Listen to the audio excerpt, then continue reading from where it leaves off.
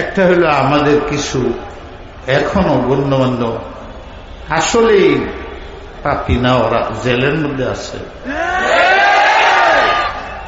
এদের ছেড়ে দেন, তাহলে আল্লাহ পাক হাসরে আপনাদের ছেড়ে দিবে, নচে কঠিন জবাবদিহিতার সম্মুখীন হবে। আলেম বিদ্বেষীদের মাফ নাই, দুনিয়াতেও নাই, আখিরাতেও নাই। 2 নম্বর কথা শুনছি, আর এই বেফাকুল মাদারে সাইয়াদ সদর চেয়ারম্যান হওয়ার কারণে কোথায় কোথায় আমার ব্যাপারটা এসে যায় তাদের মধ্যে। বেফাকে খাইয়ে 7টা-8টা চিঠি আসছে, হয়তো আপনারা জানেন আমি কিভাবে মোকাবেলা করছি এইগুলো।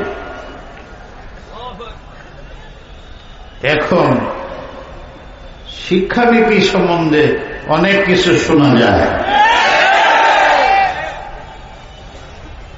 আমার সাথে যারা কথা বলে শিক্ষামন্ত্রী বা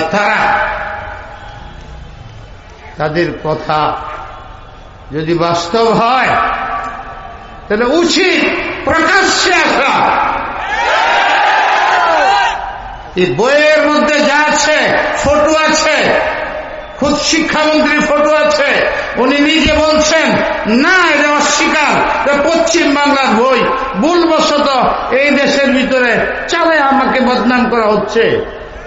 যদি এটা সত্য হয় তো গালি না দিয়া প্রকাশ্য মিটিং এর মধ্যে আসা ব্যাংক করিয়া বলেন যে এটা আমার উপরে গুজব হয়েছে।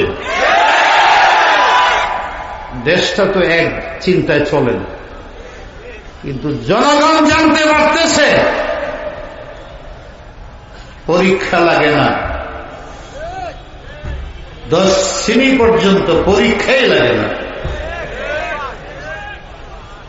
আর বিবর্তন মতবাদ, ডারউইনের মতবাদ বিশ্বের যারা এটা চালু করছে ওরাই লাথি মারছে।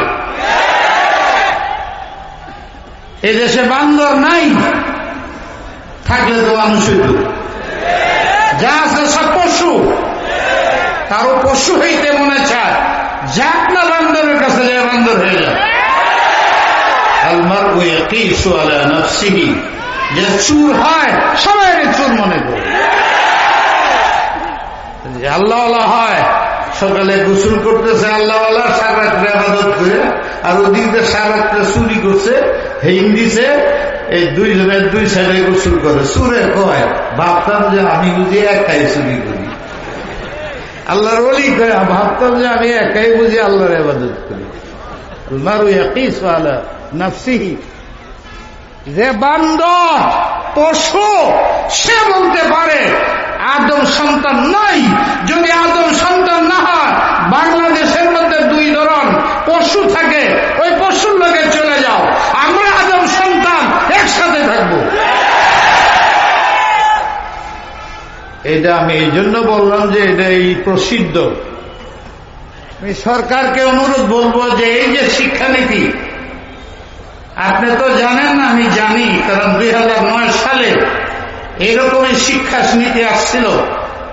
আমি আমাদের প্রধানমন্ত্রীকে 10টা পয়েন্ট লিখে দিয়েছিলাম, উনি চাইছিলেন এবং ওইটি সংশোধন করে দিয়েছিলেন, এবং এটা বই আমি এখনো ছাপানো রাখছি, ওটা ভাইর করছি এদিন, কিন্তু কিছু বলতেছি না, তাহকিক করা দরকার। কিন্তু আমাদের আলেমদের যতটুকু জ্ঞান, সারা দেশে এটা বলতেছে, কেন আপনারা পদক্ষেপ নেন না? যদি সত্যি এটা ভুল হয়ে থাকে তাই ভুলকে প্রকাশ্যে বলেন, আর সমস্ত মুসলমানের কলিজা চুরচুর হয়ে যেতেছে। ঠিক, আমরা উস্কানিমূলক জিনিসে বুঝি না, উস্কানি চাই না, এটা উস্কানির জন্য বলছি না। এই যে মানুষগুলো এদের দিয়ে চুরচুর হয়ে গেছে, জানেন মানুষে বলে না পিছনে যদি ঠেক লেগে দেয় তখন আর কিছু চলে না, সামনে কি করবে না করবে বুঝে না, নিজে জব হয় না জব করে। মাঝে মধ্যে আমাদের এরকম আঘাত দেয়, আমরা জানি সরকার এত অবুধ না, কিন্তু সরকারকে বুঝতে হবে বিতর্কিত প্রায় শিক্ষানীতি নিয়ে। শিক্ষানীতি একটা জাতির মেরুদণ্ড। আমরা সব জব করতে পারি যে ইসলামী শিক্ষানীতি, নবিয়ানা শিক্ষানীতি, সাহাবিয়ানা শিক্ষানীতি, আমাদের শিক্ষানীতি, যেটা আমাদের আদর্শের প্রশ্ন, ইমানের প্রশ্ন, এই ব্যাপারে আমরা চুল পরিমাণ সমঝোতায় রাজি না।